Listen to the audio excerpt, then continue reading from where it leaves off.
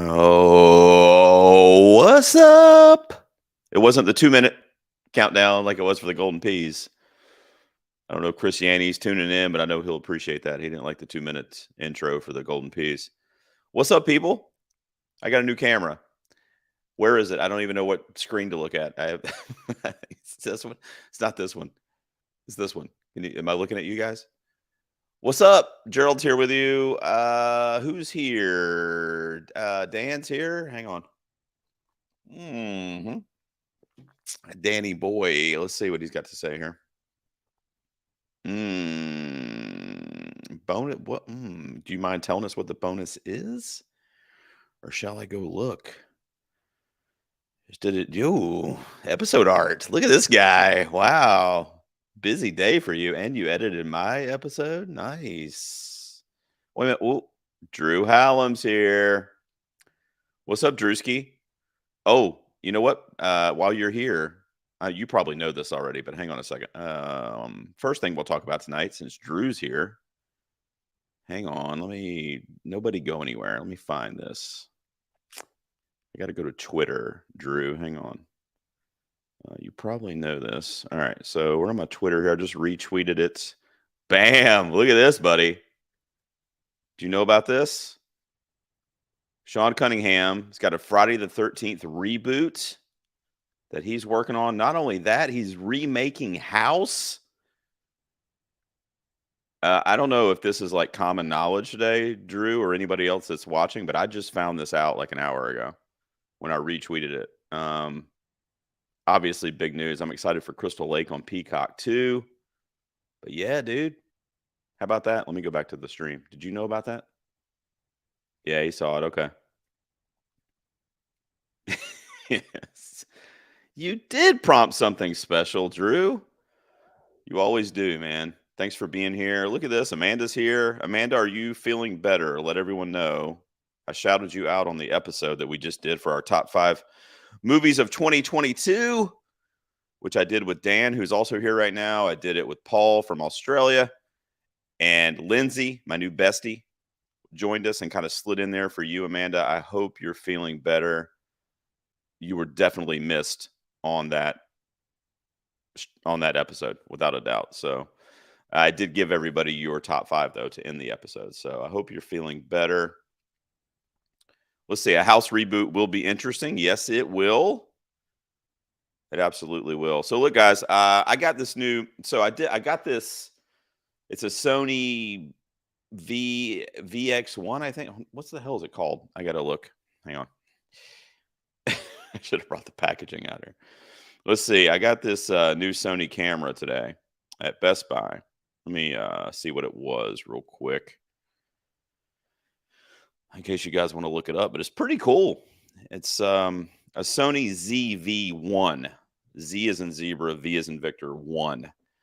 It's like a camera specifically for like vlogging and live streaming. So what's cool is I had a really cool SLR camera, Canon, that I had been using to do my YouTube videos and stuff, but it didn't connect to my laptop. So I would have to get audio separate and also, do a separate audio track. It was fine, but it kind of added to my editing process. And then also it wouldn't connect to the laptop. So it wouldn't allow me to stream with the camera, like live stream. So I could only like record with it. So I'm actually live streaming right now with the new camera. So I'm interested to know what you guys think. I know, you can use your iPhone and that kind of stuff too, but I don't know. I think it's cool to have. And plus we can like take it on vacations and, shoot my kids and my cats and all that kind of stuff. So I hope it looks okay.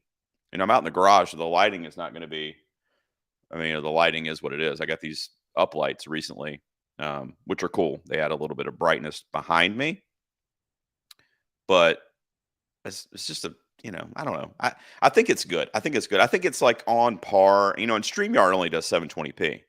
So even though the camera is HD, I think it goes up to 4K actually. But it's not going to show up on StreamYard anyway. StreamYard, when you do a live stream, is only 720 unless you pay like a crazy amount of money to have the extra, which I'm not going to do.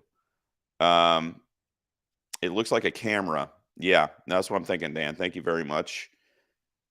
Here we go. So the Facebook, let me go back, guys. I want to know who I'm talking to tonight, and I don't have um, anything in front of me unless it's YouTube. Let's see. Where did I have that at so I could share? Here it is. There it is. So if you're on Facebook, if you're in the Facebook group, I invited some folks that I thought would want to chat movies tonight, movie fans, if you will. There's a lot of them over there. So if you join on Facebook, just do this. Just go to StreamYard.com/Facebook, give StreamYard permissions to use your profile and your name, and then I can see who I'm chatting with. So if you haven't done that yet, go ahead and do that so I can see who I'm talking to. Peter.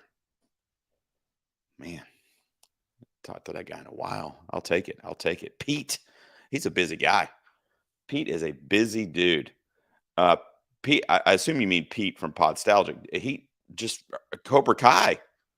Guys, we could talk about Cobra Kai. That just got announced today, right? Another season. Is it the final season, guys? Dan, Pete, anybody know? Is it the final season? Or they just said there's another season of Cobra Kai? That's exciting. And if that's the Peter that I think it is, I know he's pumped. But yeah, Cobra Kai is coming back. Anybody over on Facebook, just do that so I can know who I'm chatting with. I'll put it back up later if needed. But it's just StreamYard.com/Facebook.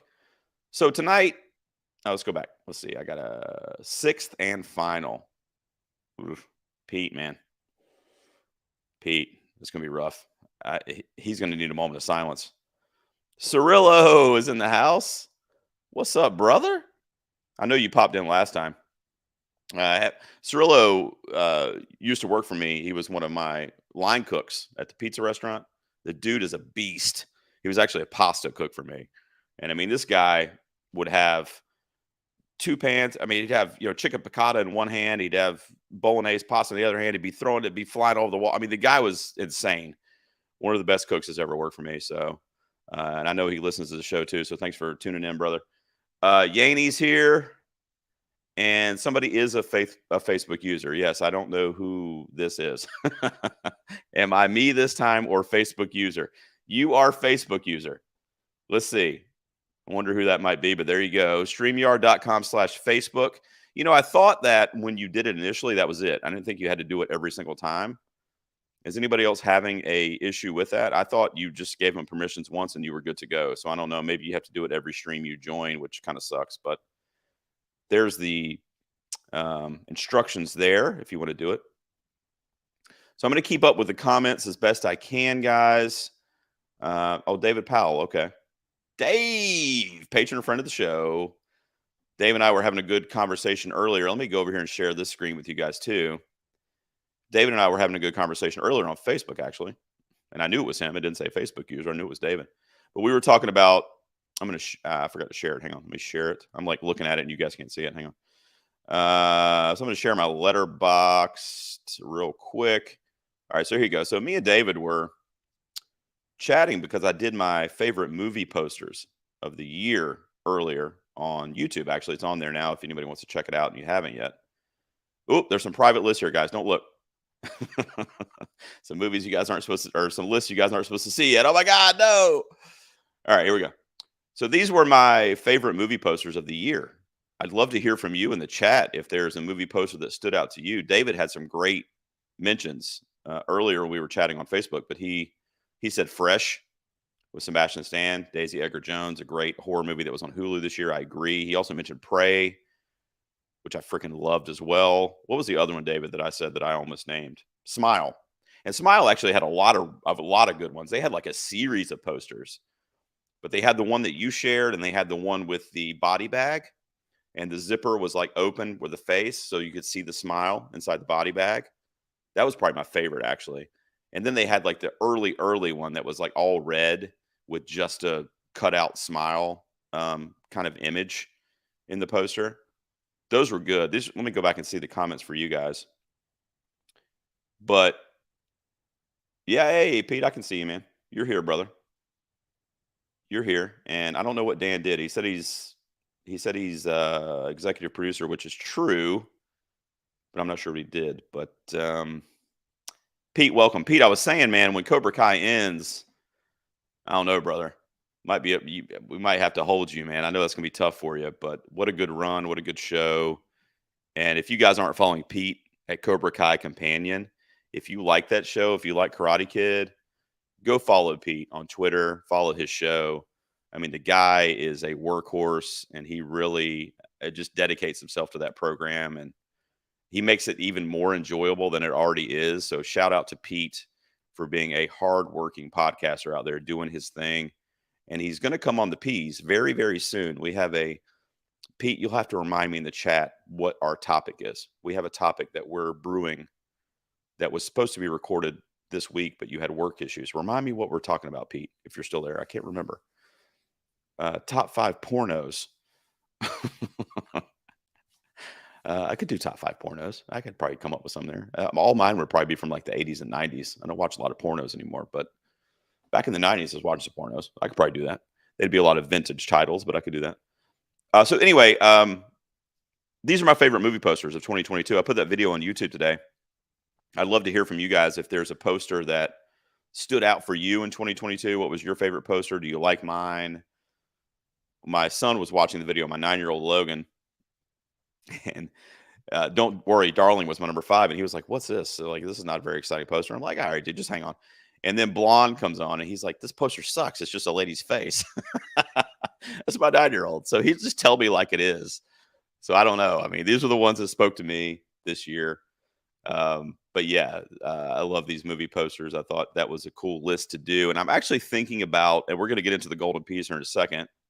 I know a lot of people that tuned in are interested in that. I'm going to give you guys an update where we are in the voting and where we are in the standings for the golden peas. That's actually kind of the purpose of the call tonight, and also to see how my new camera works with live streaming. But let's see. Okay, Dan's doing the thing, man. He's getting me the views. I appreciate that. Sea Beast poster isn't the worst. Okay. Let's see. What are the golden peas? More to come on that, Dan. Hang tight. What are the golden peas? Pete says the creators wrapped a new show coming soon called Obliterated. Oh, okay. Is it related to the Karate Kid lore in any way, or is it like completely detached from that world? I wonder. I'm curious. Let me know what you guys are drinking tonight. I have a beer, of course. Those of you that know me know that, but I'll show you. It is I guess I can see how my camera does with zooming on items. Let's see if it zooms in on this item automatically. It's supposed to. Does it zoom in on that? And then when I take it away, it'll zoom back out. It's called the First Squeeze. Now, did it zoom back out to my face? The First Squeeze from Raleigh Brewing, which is local.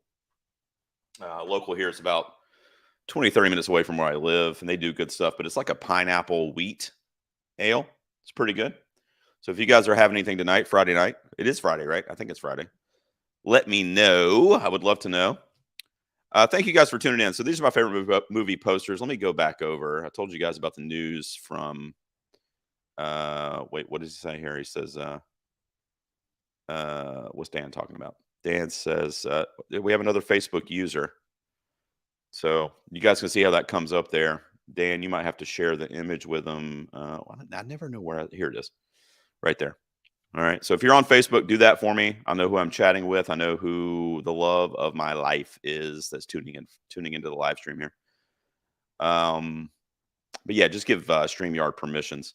So let me stop sharing that, and then let me go over here because I'm going to share my website so I can show you guys. Actually, I need to share my Google for the Google form. So give me 1 second. We're going to talk golden peas, guys.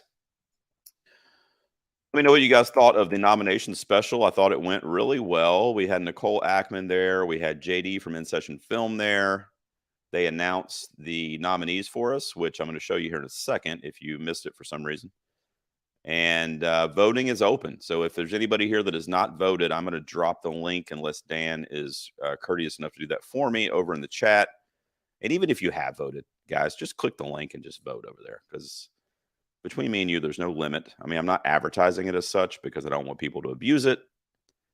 But it was limited at first, and then I turned that off because it was requiring people to log into Google. And last year I noticed, I think last year we only got about 100, or not last year, the year before, we only got about 120-ish. I don't remember the exact number, but it was between like 120 and 130. for ballots turned in, which is not bad. And I'm expecting at least double that this year. And I'm pulling it up right now. I'm going to share it with you guys.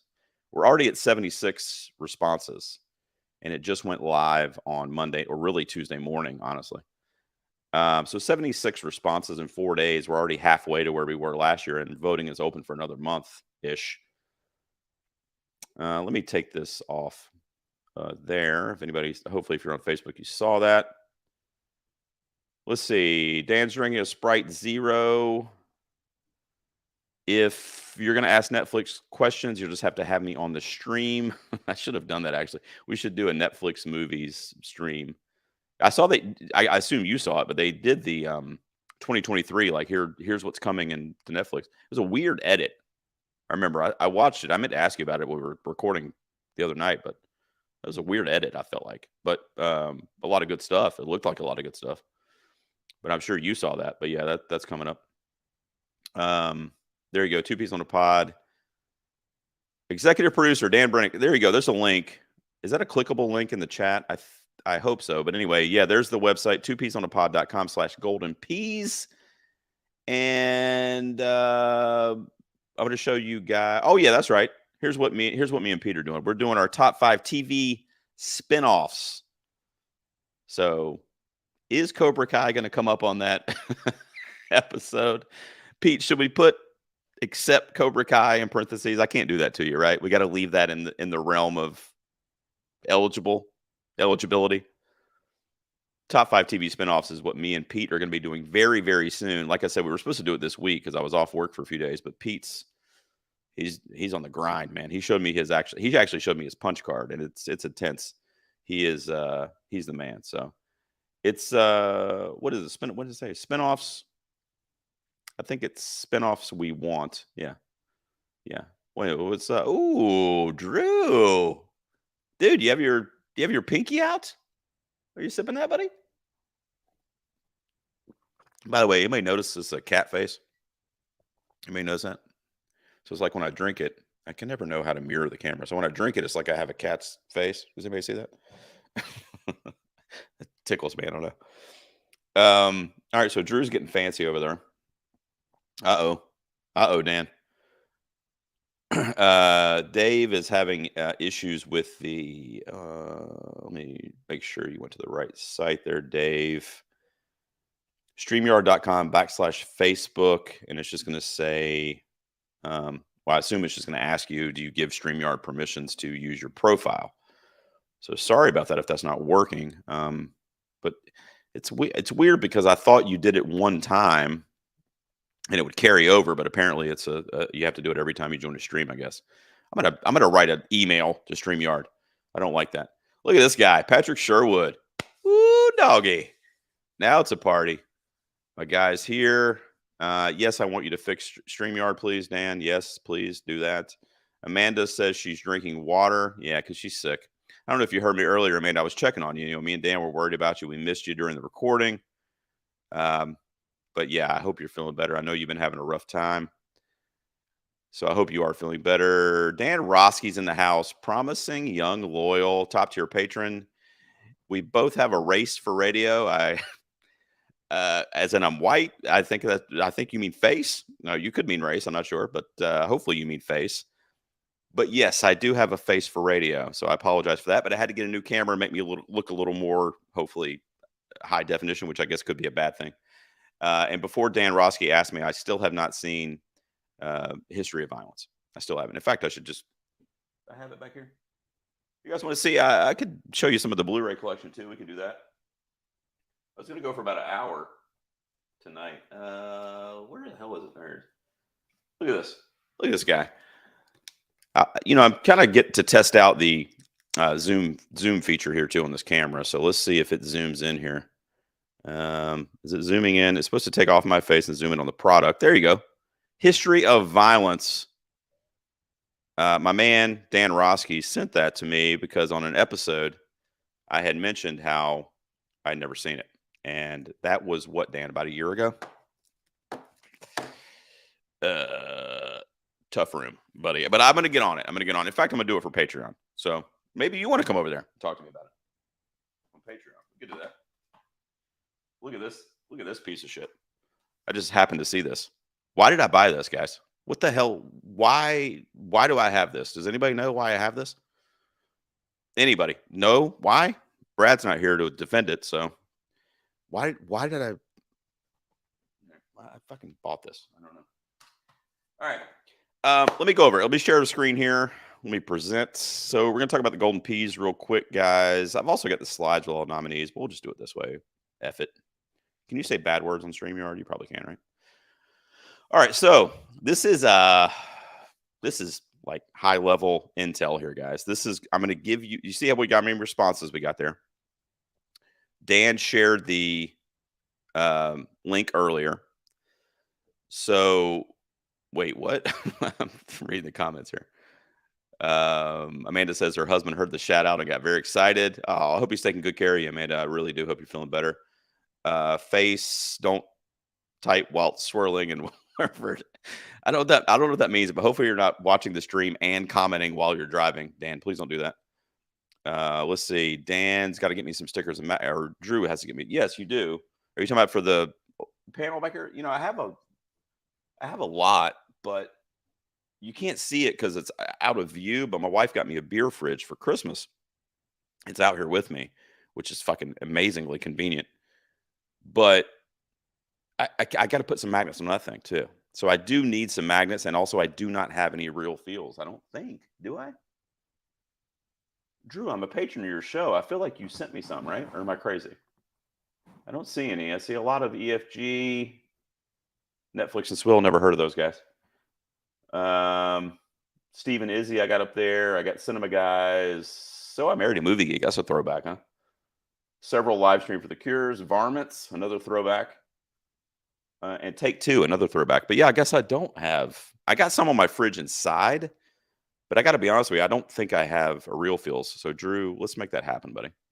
Because I would love to sport that in my videos for sure. Yeah, I thought you did too, Drew. I agree. I'm going to check the fridge in the house. I'm not going to leave in the middle of the stream and check it, but I'm going to check and I'll text you and I'll let you know. Hello, my friends. Hello. Let's show you, where am I? Let's show you the StreamYard thing real quick. StreamYard.com/Facebook and give StreamYard permissions so I can see who is calling me a friend. I need friends. It says, why hello, my friends, but it says it's a Facebook user. So StreamYard.com/Facebook will give you permission so it can post your name and profile picture there. Just a reminder.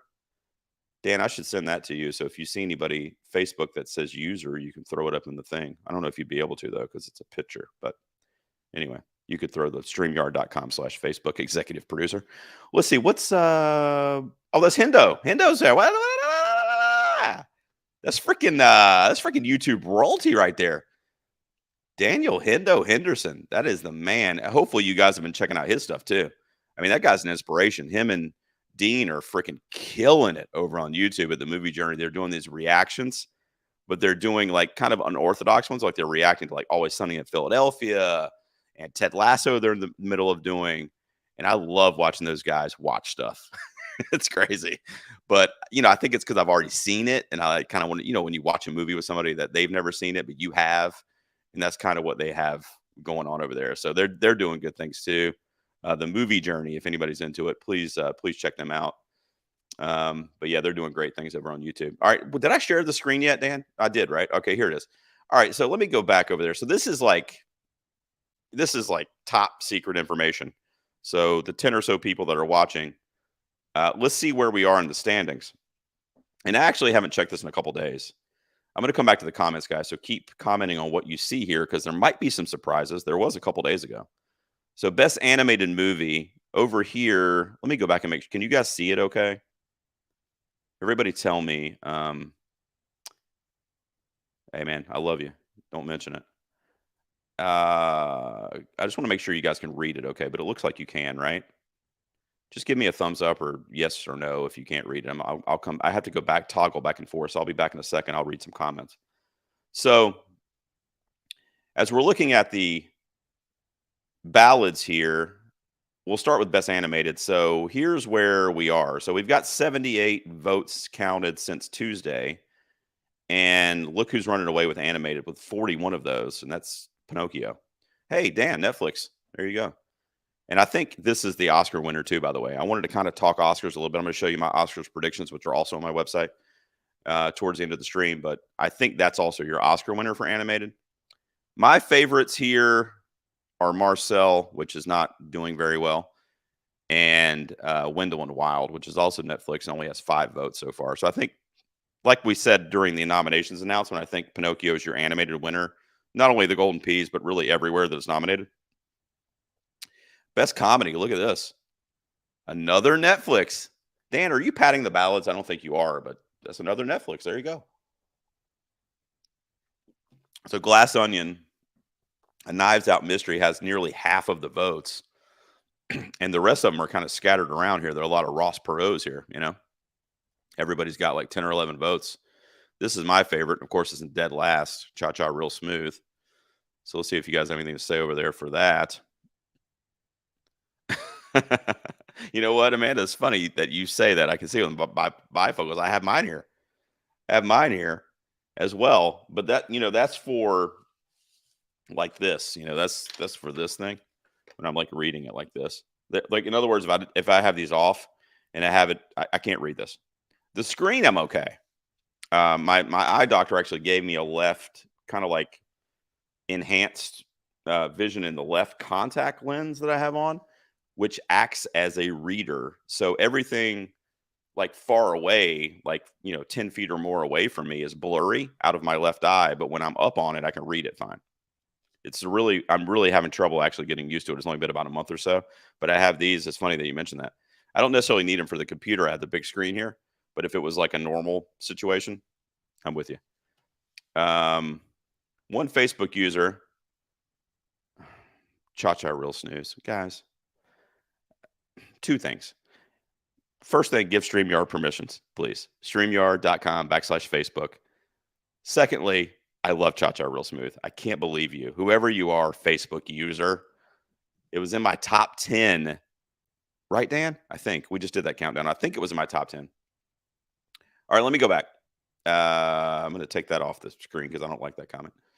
Let's see. Okay, so that's where we are for best comedy. Best action movie. Holy shit.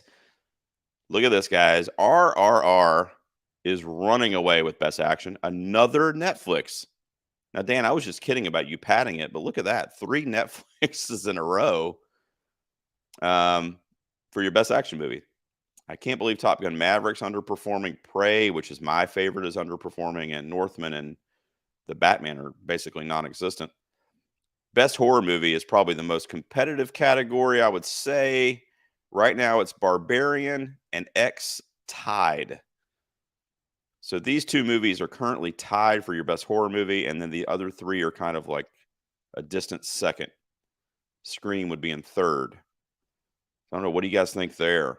Barbarian and X, you think that's fair? Those are the 2 best horror movies represented here? I don't know. I mean, I know X is. That was my number 1 horror movie of the year. And I do love Barbarian, but I think I had that at like 8 or 9.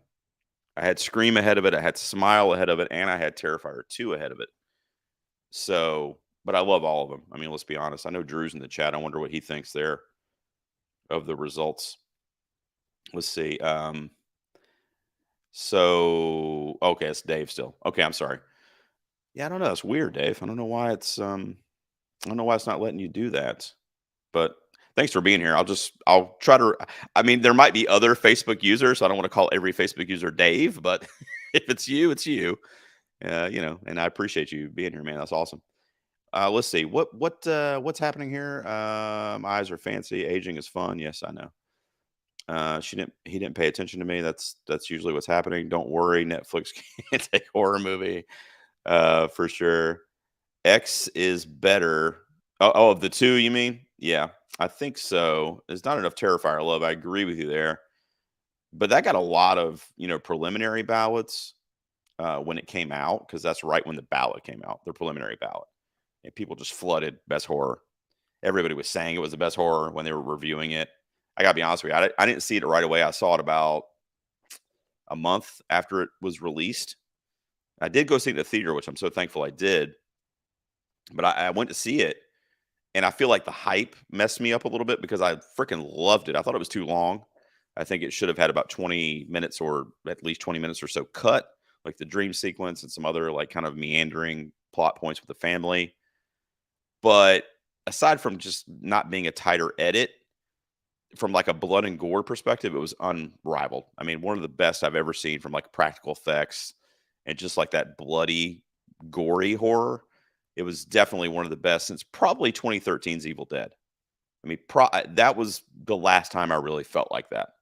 Jane Levy's Evil Dead. When I saw that 10 years ago, that was the last time that I really said that, where I was like, man, that was like top tier blood and gore horror.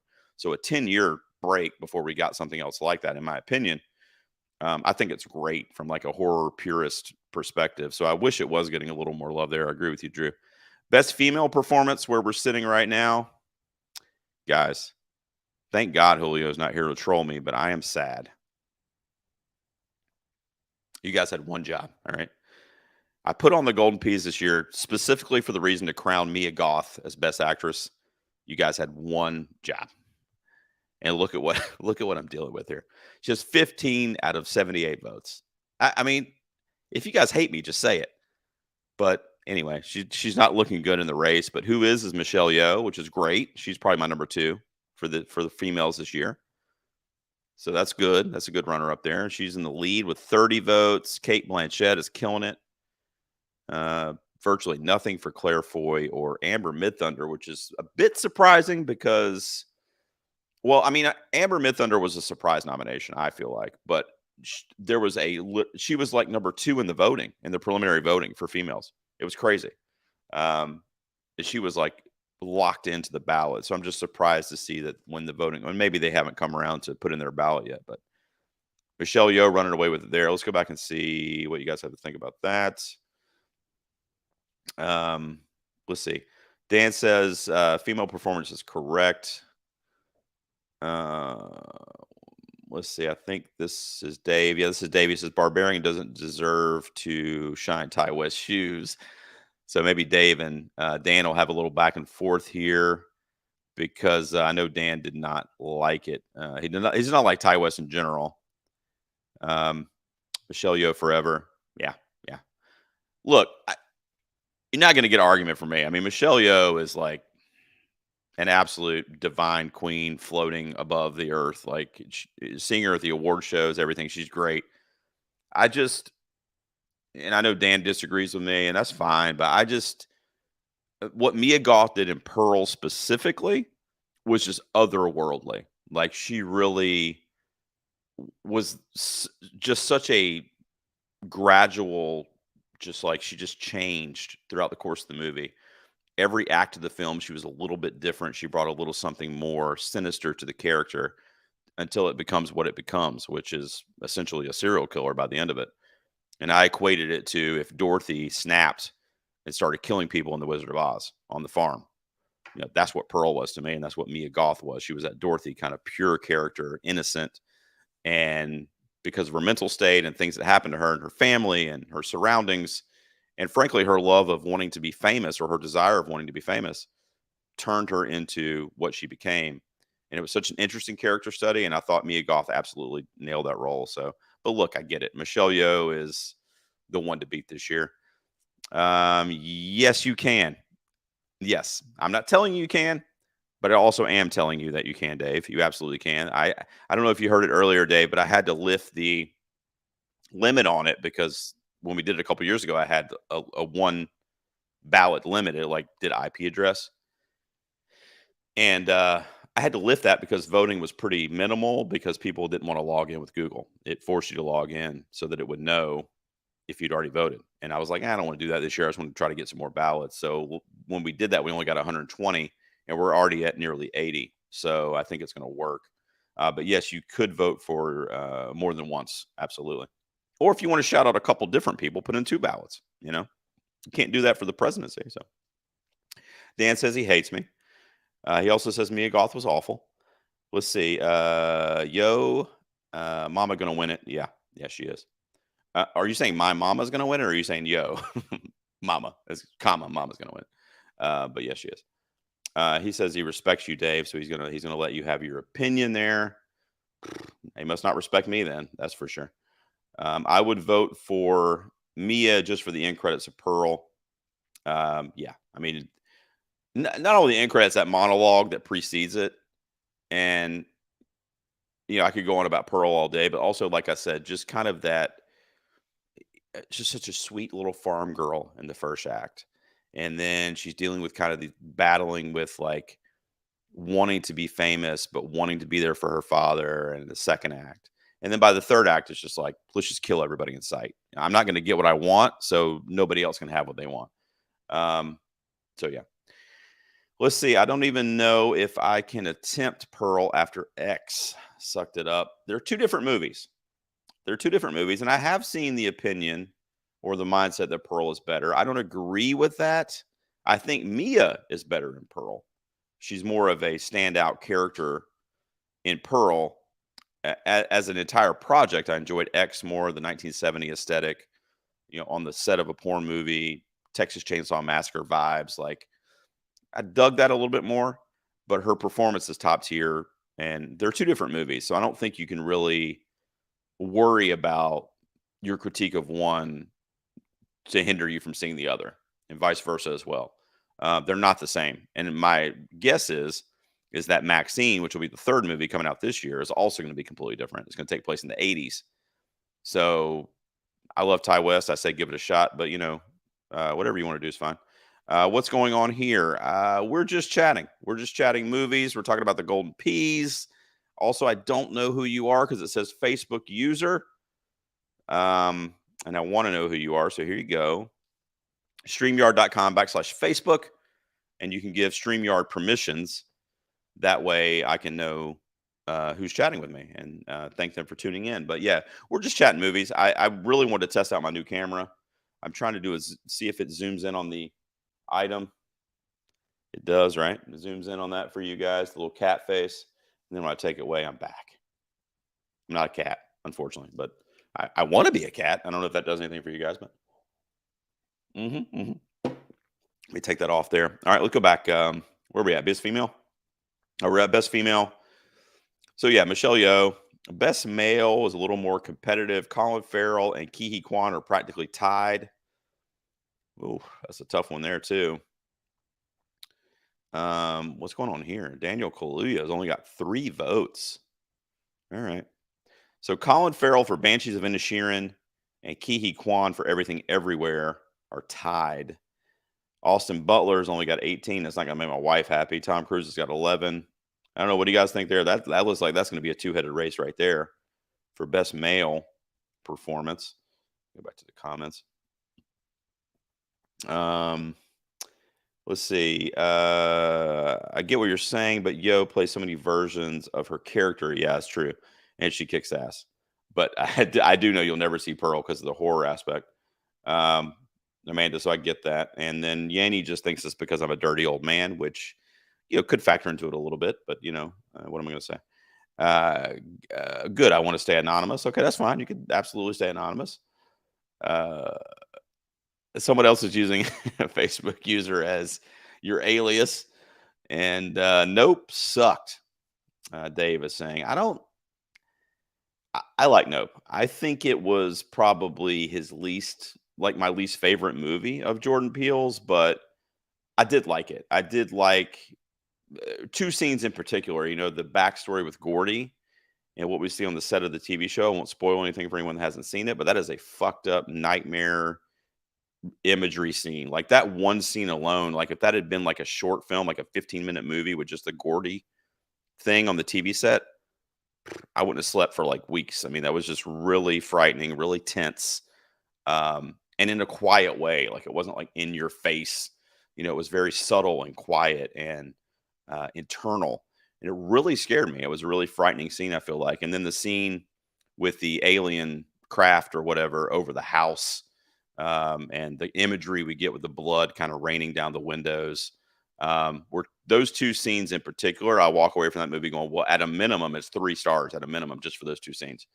And then you got Keke Palmer and Daniel Kaluuya at the top of their freaking game. Jordan Peele made this like westerns, this like sci-fi western, that was inspired by so many just really cool, like vintage stuff, the old Hollywood cameras and stuff he incorporated into the storyline. So I wouldn't say it sucked, but I get how people would be critical of it based on his other two movies. Um, but I like Nope. I really did. I think, like I said, I think it's his third best movie, but that's not to say it sucked. So, but I appreciate your opinion. But what? Oh, actually, thank you for mentioning that. He's on there because I misspelled it initially, and somebody voted for him. So when I went back and changed the spelling, it kept that one vote that had already. So I'll just have to add that in at the end, I guess, because there's no way to merge them.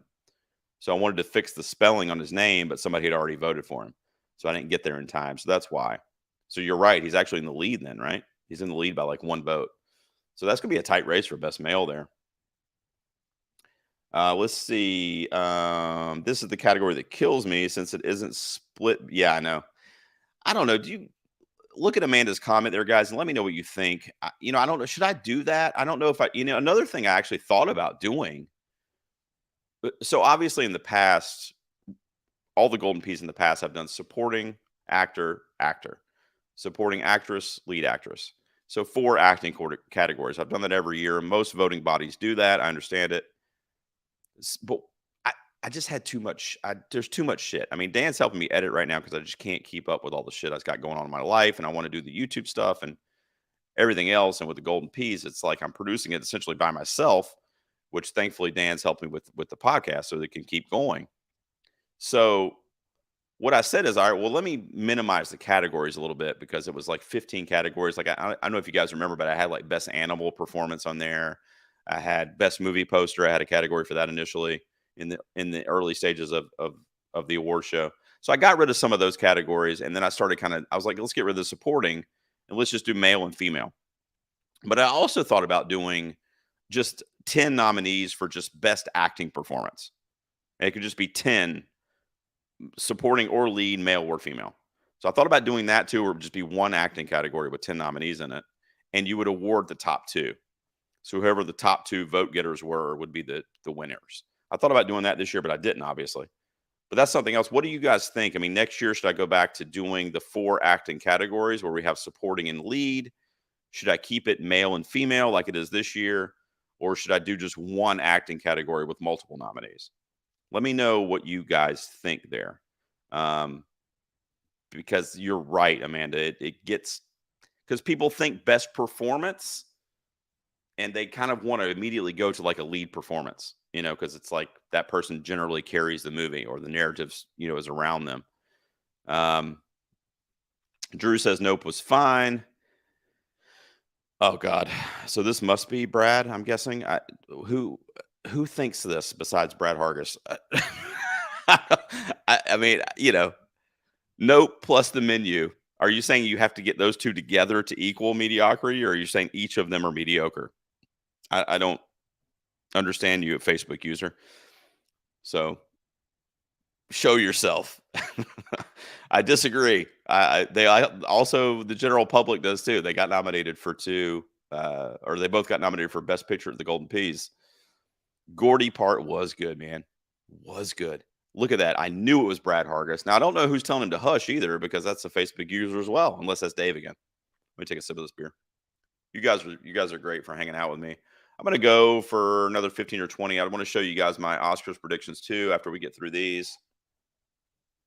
That's good. Drew says, ladies and gentlemen, Brad Hargis. There he is. Dan said no, but I don't know what he said no to. So Drew says support is a needed category, honestly. Yeah. I think I might. I reckon split it. Yeah, somebody else is saying that too. Quan is supporting and Farrell is lead. Or you're saying best supporting and best lead. Yeah. I agree. It makes it really tough. I also know that the Golden Peas are appealing to a lot of my podcast listeners and potentially YouTube subscribers that might not see a lot of current movies. So also I feel like it streamlines it for them a little bit. too. Like they might not see a lot of these supporting performances or know who these people are.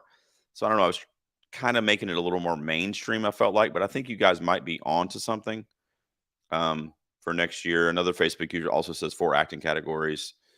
Dan says, which actually, Dan, it's funny you say that because that's kind of what I was thinking. Because if you put 10 or even let's say 12, even, but if you put like 10 or 12 nominees in one acting category, I mean, it could be, I mean, that could be insane. And it would just be so hard to predict. What I want, hey, Jared Taylor, say what's up to Jared, guys. Look at this guy. I love this guy, patron of the show. Jared, what's up, man? Thanks for watching and tuning in. What I would love is like if Dan and Drew and Brad and anybody wants to get in on it. I don't know if there's time to do it this year, but next year for sure. Amanda, anybody, and just do like a golden piece predictions. I mentioned that in our Twitter chat, like one of those like prediction shows where you like predict who's going to win. I would just I would love that. It would just mean so much to me. You could just do it like a 15-minute podcast or video or something. Anybody that wants to do that for me for my birthday, or something. I mean, that would be great. Or Father's Day or anything else that I care about, which is not a lot these days, as far as myself is concerned. Jared's here. Let's see. What did Jared say though? He said next year have a lead and some. Yeah. And the time was the issue, Jared. And also I was getting back in it. I'm sure you remember because you've been with me for a long time, but I was off last year. I didn't do it last year. So I was kind of getting back in the groove, and it was a little bit easier for me to have the minimal categories only have 7 as opposed to, I mean, that would have made it 9 right away. Plus I had the best animal and best poster and all that stuff. So I think I had 12. I think it was 12 categories the first few years that we did it. So it was only 7 this year. So somehow I, eliminated 5 categories, which did help me. I mean, I made video edits for each category. Yeah, we did the presentation show. I'm going to be producing the award show that's going to be on YouTube with Brian. So it did make it a little easier for me selfishly. I mean, that was a lot to do with it and wanting to have the time to do it. But I think, if I want to take it seriously, I think you're right. I think there needs to be, or all you guys are right. There needs to be supporting categories in there too. And we'll probably bring that back next year, I think. The feedback is noted. Separated by gender. Yeah, you're not wrong. And you're not wrong. In fact, when I was doing that, where I was toying with the idea of doing that, what I mentioned of having all the nominees in one category, it was tougher because it was lopsided. It was lopsided. You had all the dudes in there, even supporting, even. And there was only like a few women that were getting enough votes that would have really put them into the 10. So you're right. I think the female category is important to make sure we mention as many as possible because even though this was predominantly film Twitter, I mean, they voted for what they voted for. It's anonymous. I don't know who, what I'm saying? So you can't always count on awards bodies to do the right thing. And even in the golden piece, it keeps those identifying as non-binary fully eligible without confusion. Yeah, I get what you're saying there too. Yeah, I should do that, Drew. I should do that. My son, I was telling you, was watching the best posters YouTube video that I did today, actually, which you guys should check out. It's on the YouTube channel. I just put it up a few hours ago, but he was like, why is there not a best posters category? That's a great idea. And not only is there not a best posters category at any of these award shows, at least that I know of, but I mean, I made a video today, but there's like hardly any videos on YouTube of people talking about the best posters of the year or anything. People just don't generally talk about it unless it's just like casual conversation. And I think it's such an art form. Like, it can also be a shit show like the Scream 6 one we just got. Jesus Christ. Like, I mean, I don't know what that was. It looked like they did it on Microsoft Paint. It's horrible. But yeah, I agree with you. I think I will do that next year. And I might do best movie trailer too, because I love trailers. And sometimes trailers end up being a lot better than the actual movie. And they really grab the audience. They suck you in. They want to get you to the theater. So a good trailer like that Evil Dead Rise trailer, dude, if I do that award next year, I will fucking tell you right now, I have a hard time believing there will be another trailer, at least like in the top 3 or 5, that will beat Evil Dead Rise. That was like a perfect horror trailer. The green band and the red band. I mean, they were both great. I don't know if you guys agree with me, but that trailer freaking floored me. Um, yeah, we're gonna add a poster category, Dave. Uh, I will, Amanda. I do. I do. I do it. I believe me. I do it all for you guys. Trust me. Um, and you'll be all right. Cool. You'll be in. So you want to do the reactions or the predictions? That'd be great. Yeah, you better be over the sickness too. I know that. Best to be original. I wonder who said that, guys. Drew's profile picture showing up. So I think I know who we're dealing with there. Hmm. Let's see. Worst Gerald take should be the only category. Dan, always coming through. I'm trying to avoid trailers now, so I won't be voting in that category. I'll vote twice in the other categories to make up for it, Dave. You know what? I get that, man. You know that. I assume you probably didn't see the Scream 6 trailer that just came out, but I felt like it did it. Evil Dead Rise, maybe, maybe not, because I feel like Drew and Brad can comment because they're huge horror guys too. But I feel like, and Jared as well. But I feel like Evil Dead Rise was more like kind of displaying the premise, but none of the real like plot points of what happens.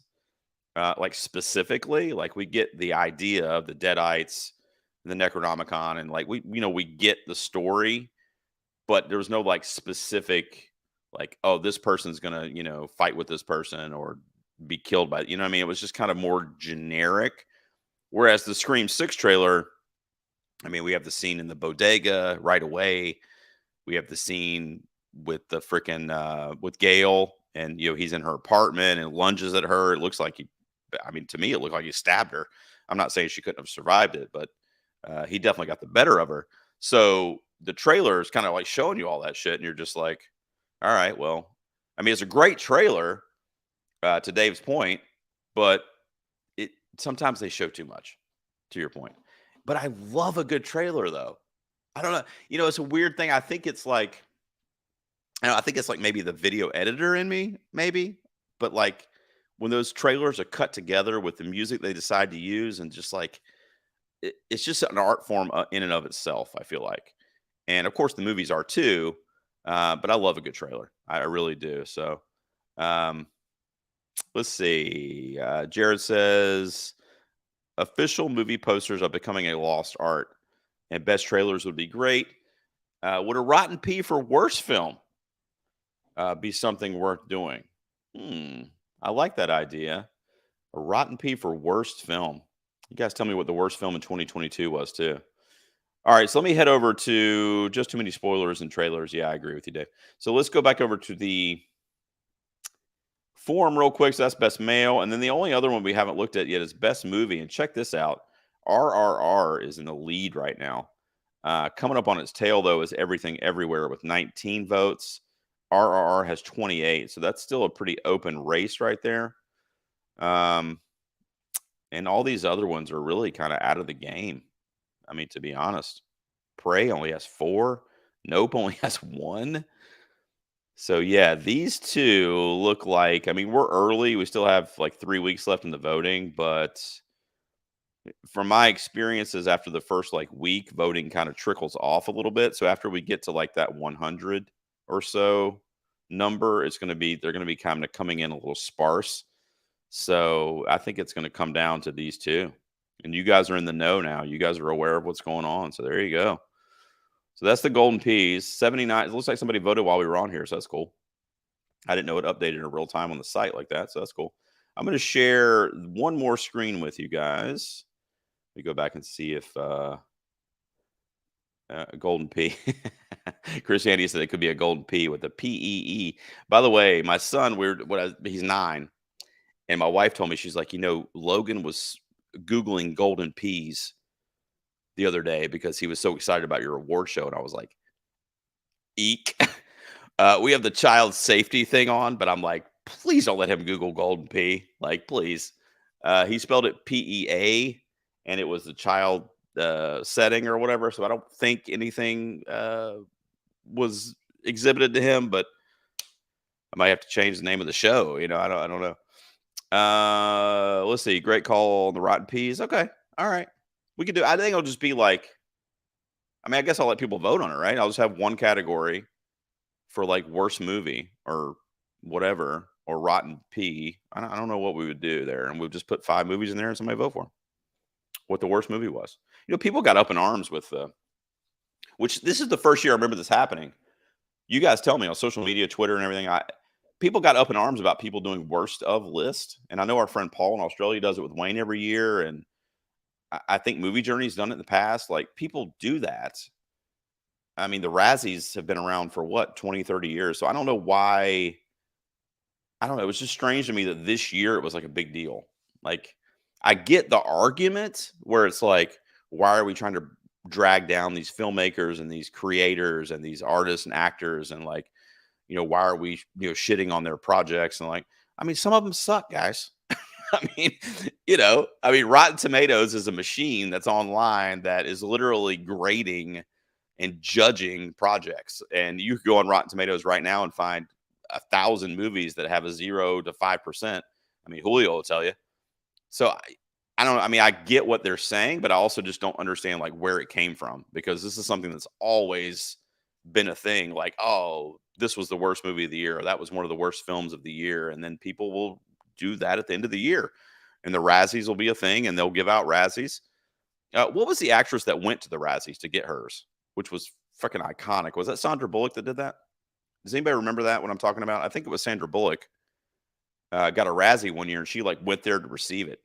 I mean, just have fun. I mean, not every project you do is going to be 100% on Rotten Tomatoes, not, or even good, even, especially when actors are like up and coming. I mean, I don't know why. What does anybody want to comment why that happened this year? Is it just because we're so sensitive?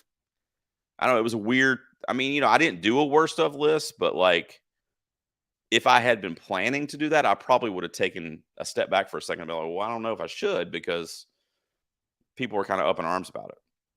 So I don't know. So Sandra Bullock did it, and Halle Berry did it. I didn't know about Halle Berry, Jared. Okay, so Halle Berry and Sandra Bullock went to get their Razzie, which I think is awesome. Justin from Binge Movies nailed it when he said the people complaining about the worst of list are the same shitty critics who write scathing reviews all year long. Yeah, you're right. You're right. That is kind of like hypocritical, really. I never thought about that. But yeah, these critics must be giving these movies bad reviews generally, or they wouldn't be rotten on Rotten Tomatoes, for starters, and they wouldn't be considered, one of the worst. I mean, if they're getting good reviews, they're not going to be one of the worst movies, and vice versa. So you're right. So now it's like you said in March that this movie was a piece of shit and was one of the worst movies. But then come December, somebody puts that same movie on a list and says, yeah, I also think this is one of the worst movies. And then you get pissed about it. That's actually a great, great argument that I've never thought of. But I just didn't get it. I not necessarily the argument is not what I didn't get. I just didn't get like where it came from. Like, I feel like it just came out of nowhere in 2022. Like, everybody's all of a sudden pissed about worst of list. I mean, I didn't do one this year, but I don't know. I feel like I would have lost a bunch of followers if I had, because everybody was all, like up in arms about worst of list and bringing down creators and everything else. So it was just weird. Oh, Jason. Yeah, I knew you meant Jason. I'm sorry. I actually read it wrong too, and I knew you meant Jason. Sandra for What About Steve, and Halle for Catwoman. And they both discussed in interviews. They're both queens. That doesn't surprise me. I knew about Bullock. I didn't know about Halle Berry. Let me, I want to share one more thing before I wrap up the stream here, guys. You guys are the best. Make sure to leave any last minute comments or questions you have in the chat for me, because I'm going to come back to them in a second. Before we end, I will definitely shout those out or answer those. If you have any AMA, you ask me anything. Movie related, horror related, golden peas, life, whatever. But before we go, I'm going to share this screen with you. Give me 1 second.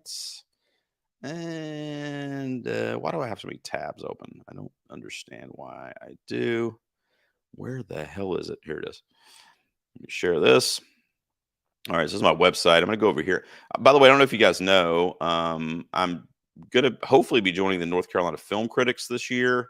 So I've been trying to do more stuff on my website. So if you guys want to bookmark it and pop over there maybe once a month or something and just kind of read stuff I'm doing, I gave my Oscar predictions. I just did a review of Babylon, a written review, because I didn't get a chance to do one on my website.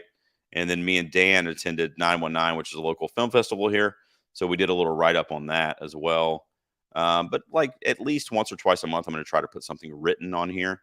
So you guys could support me by doing that too, sharing it, liking it, doing all that kind of stuff. Most of the stuff that I do will be on YouTube or on the podcast, but I just want to hopefully get admitted to the film critics, and they like to see written stuff. So I'm going to be doing a little bit more of that. I just wanted to show you. And then if you guys have any retort or whatever, but here's what I've got for my locks for the Oscars. Now, the nominees will be announced on Tuesday morning at 8:30 Eastern. At 9:05 a.m. Eastern, me and my buddy Brad will be going live right here on StreamYard, live streaming to YouTube and to Facebook, and I think to Twitter as well, with our reactions to the nominees. And you can bet your ass I'm going to do a comparison of how off I was or how right I was. So I went ahead and predicted these nominees, and the highlighted one is who I think is going to win. So we'll just roll through them real quick. Best Supporting Actor, I think Ke Huy Quan's got it. He's been sweeping. Probably the easiest of the whole bunch right here. The other nominees are Brendan Gleeson, Brad Pitt, Paul Dano, and Brian Tyree Henry, which is a curveball. It's probably not going to happen. It looks like it might be Eddie Redmayne in that spot. You heard it here first. I'm admitting that it's probably going to be Eddie Redmayne, but I made this list about 2 weeks ago, and I really would love a man of color in this role. And Brian Tyree Henry is local. He's from North Carolina, which would be awesome. And he's just in Atlanta. He's great. He's just a great, great actor. So I would love for him to get some recognition there. Best Supporting Actress, Angela Bassett. Also, I think a walk away. I think she's got this one in the bag. Carrie Condon, Dolly De Leon, Stephanie Sue, and Claire Foy, which is also a curveball for Best Supporting Actress. That also probably will not happen because, unfortunately, the women talking erasure is real. They are missing out everywhere, even for screenplay, which is insane. Even for technical awards. I mean, cinematography, score. I mean, they're missing on. I mean, it's like you would think like this is definitely a sexist thing here. Like, why are they not getting nominated for literally anything? So it's tough. I mean, I hope the Academy doesn't follow suit, but it hasn't looked good for women talking in general. Best Director, this is a tough one. This is going to be one that could be flip-flopped up until Tuesday morning. But this is what I've got for my 5. And I think Spielberg's going to win his 3rd Academy Award for director. I don't agree with it because I was lukewarm on The Fabelmans. I don't know if you guys liked it. It was okay. But I've seen some Spielberg films, and that's not a Best Picture Spielberg film, in my opinion. I mean, it's not a horrible film, but it's not like, oh, my God, give him the Academy Award, like some of the other ones that he won for. The Daniels, Todd Field, Sarah Polley. Again, I feel like I'm going to be hanging my head in shame on Tuesday morning because I just don't think it's going to happen for her. It's just been missing. It's been missing too much, and it's a shame. And then Edward Berger snuck in as my 5th for All Quiet on the Western Front, which was somewhat confirmed from the BAFTAs. All Quiet on the Western Front, another Netflix, by the way, got 14, I think it's 14, BAFTA nominations this past week, which is like fucking insane. It's like the record for BAFTA nominations. So the Academy is going to take notice.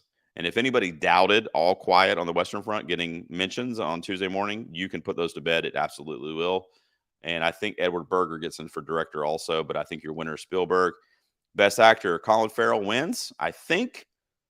But I will say if Frasier continues to charm the crowds when he's accepting awards and doing interviews between now and March, when the Academy Awards happen, they could give it to Brendan Fraser. I mean, that is a feel-good comeback story, and I think that's Colin Farrell's biggest competition right now, even though my personal choice is Austin Butler for Elvis. But I do think that's a 3-headed race that these other shows, all 3 of them are getting nominated, period. There's no question. But I think the remaining award shows and critic circles and the interviews that they do on talk shows, I mean, all that kind of shit's going to play into it when the ballots open up for the Academy and they actually vote for the nominees. So it could be any of those top 3 there. I've also got Tom Cruise and Bill Nye for Living. Best Actress, Michelle Yeoh is going to win, I think. but it could be Kate Blanchett. It's like a 55-45 right here. So that's another tough one. Ana de Armas does get in for Blonde. Dan asked me about this a couple weeks ago, and since he asked me, she's consistently been getting nominations. She also just got nominated for the BAFTA. She was nominated at the Golden Globes. The Screen Actors Guild nominated her. I think Blonde is going to get some technical stuff like makeup and possibly cinematography, although that's a little more far-fetched, but makeup and costumes. With those couple technical awards and with that, I think it's going to solidify, like, I mean, because the story and that movie infuriated me, but one thing that's irrefutable is the technical achievements on that movie. Like, if you turn the sound off and you just look at that movie, I mean, it's fucking beautiful. I mean, it's like literally just a clinic in filmmaking from a visual perspective. It's just the script and the story and the treatment of the character arcs was horrendous and really brought the project down as a whole. But that is not on Ana de Armas. She absolutely killed it. It was easily one of the best performances of the year. So I think she does get nominated. I got Michelle Williams, which some people are saying she's not going to be in there. The BAFTAs snubbed her. And that was tough. And honestly, if I had known that before, I probably would not have put her in my predictions either. I think I don't know. I think that is going to be a tough haul for her because she's not supporting. And we were just talking about the argument earlier. She's Best Actress. So it's going to be tough for her. And then I got Viola Davis as the fifth spot. For the Woman King, it could also be Danielle Deadwyler from Till, which in my opinion is a better performance. But my rationale here was that Viola Davis is a little more seasoned, and they know her a little bit more. They love her. She's a previous nominee, previous winner. And she was really good in The Woman King. So I think the name is known, whereas Danielle Deadwyler is not a known name, at least not on a mass scale with the general audience. So I think Viola Davis will sneak in there. But if that's Deadwyler, I would not be surprised. In fact, I would be happy. I think it's the better of the two performances. And then here you go, Best Picture. Everything Everywhere, I think, is going to win. But I have these listed in order that, who could win. So The Fabelmans would be my 2.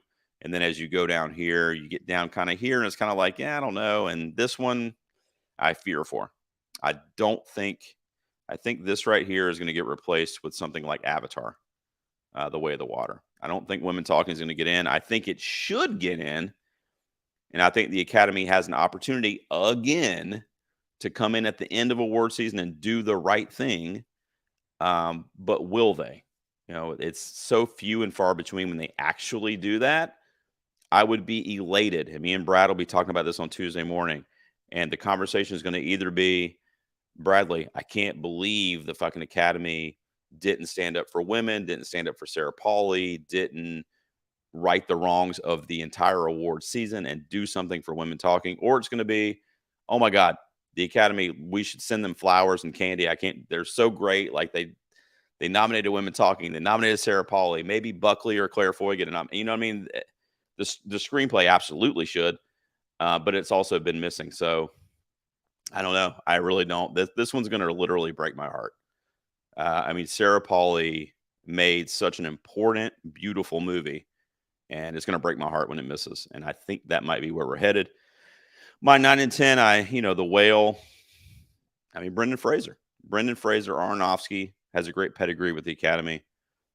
I mean, I think it gets in as the 9th pick, and then Babylon. I want that to be the 10th pick. I think it's going to have a lot of technical nominations. I mean, the score is like freaking phenomenal from Justin Hurwitz. One of the best movie scores I've heard in the last 20 years in that movie.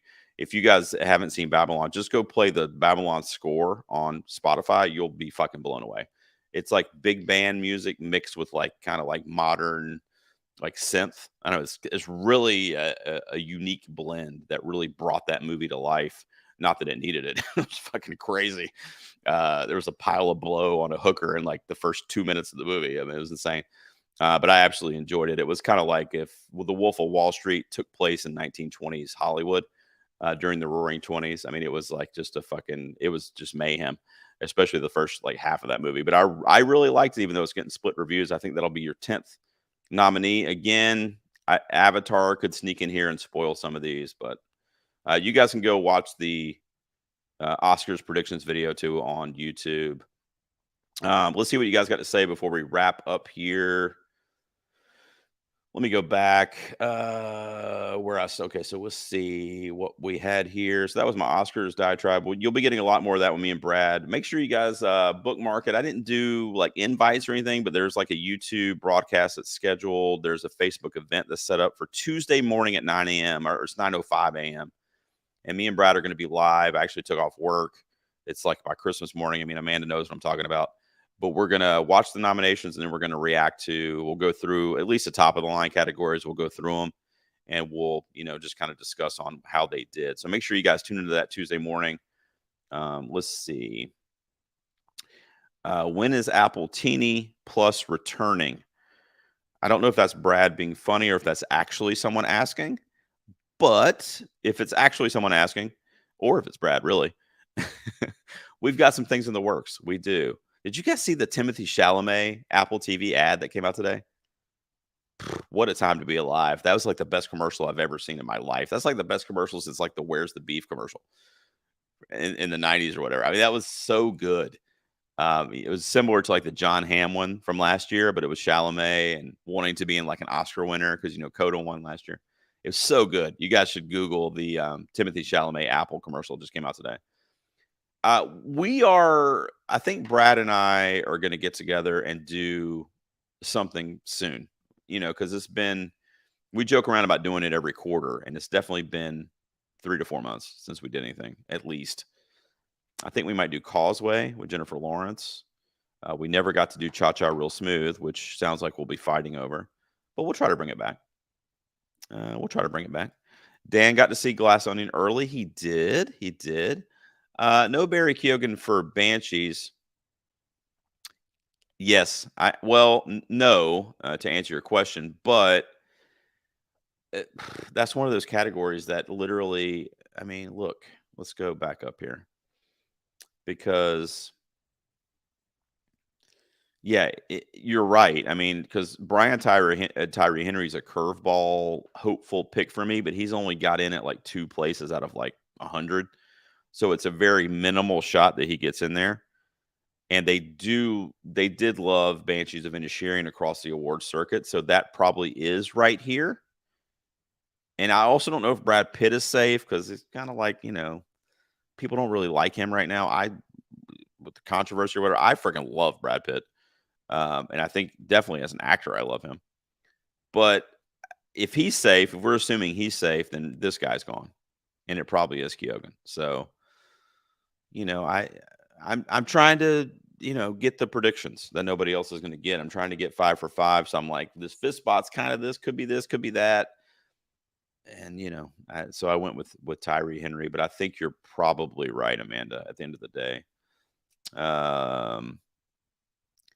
If you highlight for head and add an asterisk for heart, think we'll want to win.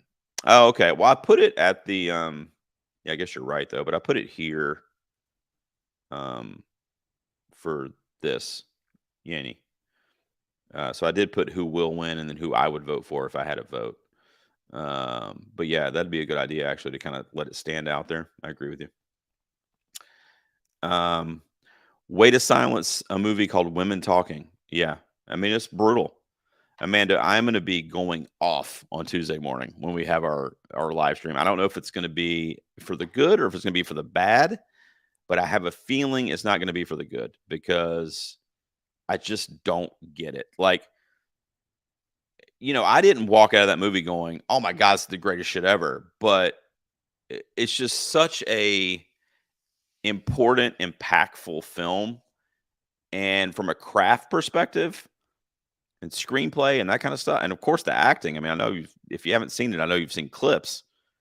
It's just outstanding. I mean, ensemble, Sarah Polley's direction, the courageous choices that were made from like a cinematography standpoint and some other things, the score, so good. So good. So yeah, I'm with you. I hope it doesn't happen, but I'm with you. Okay, yeah, I could see Mylod being nominated for The Menu. The Menu got a nomination for movie for the Golden Peas. I mean, it's not going to happen for director, Dave, but I see what you're saying. I mean, it was a flawlessly directed film. Ray Fiennes, Anya Taylor-Joy. I mean, everybody involved in that. It was one of the best surprises of the year for me, and I know Brad Hargis loved it too. Remember when Apple was the first streamer to win Oscar at Best Picture? Yeah. Did I spell Colin Farrell wrong? Because I fixed that on the ballots. Did I get it wrong on the website? Let's see. I'll fix it if I did. Right here. So it's with an A. Is that right? Let's see. Let's go back over here. Yes, it is with an A. You are right, Facebook user. So I'll fix that. It's right on the ballot, but it's wrong on the website. So I'll fix that. Yeah. Yeah. Definitely over The Whale. I think Elvis is too Oscar-y. Baz Luhrmann, the showmanship of it all. It's an icon in Elvis Presley. It checks way too many boxes for the Academy to not nominate that. So that's getting in. Top Gun is a question mark. The Whale is a question mark. I think your movie sitting right outside the top 10 or teetering between 10 and 11 though is Avatar, The Way of Water. I think if The Whale misses, it'll miss because of Avatar. That's my personal opinion. Triangle of Sadness is probably like 11 or 12. So if The Whale and Top Gun were to miss, which I don't think Top Gun's going to miss because it'll get the general audience appeal. It'll be like a Black Panther nomination from a few years ago. If both of them miss, then you're looking at Triangle of Sadness most likely and Avatar to round out the 10. And again, I would be shocked if Women Talking gets in because of how snubbed it has been getting thus far. So then that could open up yet another spot. And I think the menu is probably floating around 15 or 16 based on what's happened in the precursors. So I don't necessarily think that it has a shot, but the Academy can do whatever the hell they want to do. So it was on the short list. So that being the case, it is eligible for people to vote for it. So who knows? But I'll be watching Tuesday morning. That's for sure. Could Black Panther get in as the first comic book sequel to get nominated? I mean, yes, of course it could. I don't think it's going to. I think this is another one that's hovering around the 15-ish spots. I think that the first movie got nominated, right, for Best Picture and some technical awards and actually won costumes and some other stuff, which was great. It was well-deserved. But I just don't think this movie was different enough from the original. I mean, is that fair to say? Like, I feel like it was a very similar film. It looked the same. The costumes were essentially the same. I mean, Wakanda is Wakanda. I mean, it had the whole underwater stuff, which we didn't have in the first one, which was a cool, kind of like the underwater kingdom.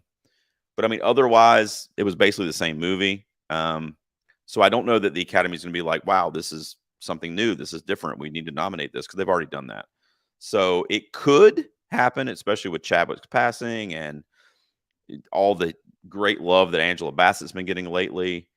And it is another GA movie. It's another movie that's going to bring, like Top Gun, that's going to bring people to the award ceremony to see it. A lot more people would watch than that might not otherwise. But are they going to be thinking about all that when they're casting their votes for their favorites? I mean, my answer is no. But again, I mean, who knows? I mean, who knows the Academy? I mean, it could happen. It could happen. Where's Northman? Facebook user, I don't know who you are. I don't know. I don't know. They're not going to do it. Robert Eggers did The Lighthouse, and it got nothing but a nomination for Willem Dafoe, which, by the way, was my favorite performance of that year from any actor or actress, period, from a human in like 2019, I think it was, for The Lighthouse. That was it. I mean, the 4:3 ratio, the cinematography, the lighting, the sound, and it got one nomination. The Academy is not kind to genre filmmakers. Let's just put it that way. I know The Northman's not a horror. I mean, it does have horror aspects to it, but it's more of a, just an action epic. And I think it also came out too early in the year too. I think if The Northman had come out in like November or like over Thanksgiving weekend or even over Christmas weekend, and it was promoted as such, then it would probably have a lot more buzz around it now. Um, but yeah, I don't see it. I mean, it might get some technical nominations. I could see it getting some technical noms for like score or cinematography or editing, perhaps. It's beautifully edited film. Um, but yeah, I don't think it stands a chance, unfortunately, because it's an epic. I mean, it's a great, great movie. Let's see. Best Tuesday of the year. It is, but it's also heartbreaking. I remember last year I had to go to work. Like the nominations. That's why I took off this year. I had to go to work. The nominations were, I think they were at 8 last year. They're 8:30 this year. I had to be at work at like 9. And I'm just like, I can't go to work. Oh my God. Like I gotta check Twitter. I can't believe they did this, they did that.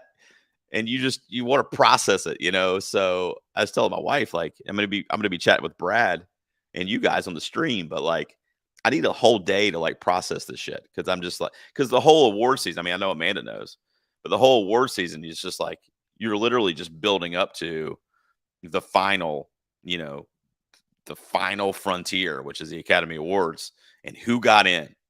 You know, they did all these great things from December through the end of January, and it's like, here we are. Who, you know, this is the one that really matters. Did it matter?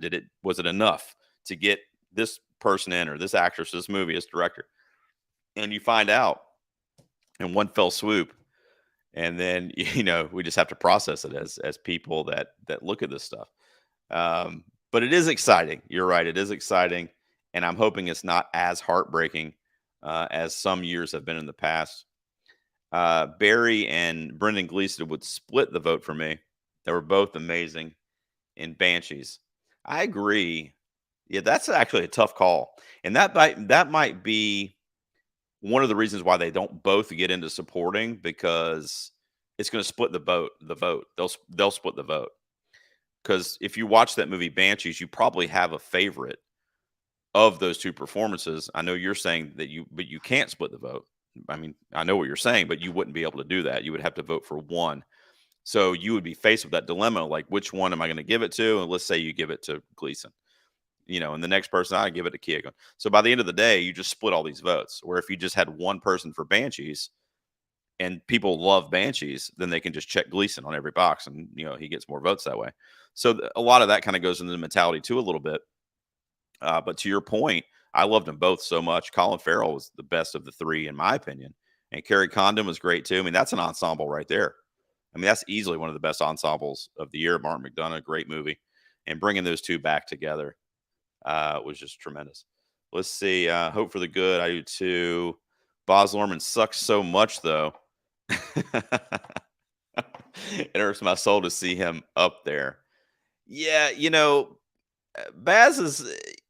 I get it. I get it. Um, you know, I think I'm biased because I'm such a huge Elvis fan, and I mean of his music, and you know, my parents loved him. My grandma went to see him in concert. Like she had all this memorabilia and shit. So I just love the character and the legend of Elvis Presley. So, but yeah, taking the Baz Luhrmann kind of aspect, I get what you're saying, but he knows how to. I mean, he's a great filmmaker, whether you like him or not. But another thing too is that you know he knows how to make an Oscar baity movie. Like almost all of his movies could get nominated because they're just Oscar bait. And he knows how to kind of put that in there, those little things that they look for. And now he has this relationship with the Academy and with the award circle that anytime he's releasing a movie, especially like towards the last half of the year, I mean, flip a coin, he could get in there, you know, because of the relationship that he's built with these films. The Seagull in The Lighthouse should have gotten an award. You know, he was nominated for Best Animal. I don't know if you remember that, Annie. A few years ago, the Golden Peas, we did Best Movie, Pet, or Animal, and he was nominated. He lost to the dog from Once Upon a Time in Hollywood, which I don't think many people, I can't remember the dog's name for some reason, from Once Upon a Time in Hollywood. I don't think anybody would have argued that, though. That was a great, especially the last scene of Once Upon a Time. But yeah, so the Seagull was not, it was great. Great imagery, great character. I agree. Amanda says a couple of her friends always take off that morning and they go see it live. Are you going to be doing that this year? I know you're not feeling well, though, so probably not, but that sounds cool. One of our local movie houses here does that too. They do like a brunch. So they, you have like mimosas and they bring in like bagels and shit. But it's in Raleigh and I live like 30, 40 minutes away. So it's like, am I really going to get up at 7 o'clock in the morning when I'm off work to drive to Raleigh to watch it when I see it at home? No, but it's a cool thing to have. It's a cool thing to do for sure. So yeah, I think that sounds great. And then Boz is the king of camp. You're right. You're right. We're gonna end on that, guys. I ran long. I'm sorry. I really appreciate you guys tuning in. Y'all are the best. I just wanted to test out this new camera. I guess it. Let me get my glasses back on here. I guess it works. What can I hold up here? Let me see if I do this pencil. Is it a pencil? Yeah, it's a pencil. So if I hold this pencil up here, it's supposed to. It still sees my face, though, doesn't it? So it's supposed to focus on the. So now is it focus on the pencil now? And then I'm out of focus, right? And so then when I take that away, it brings me back. All right. So it works. And I guess it looked good. It's good quality. Let me stop sharing. It's pretty good quality, I'd say. You guys are awesome. I'm not going to be able to sleep now because you guys got me so excited here discussing movies and whatnot.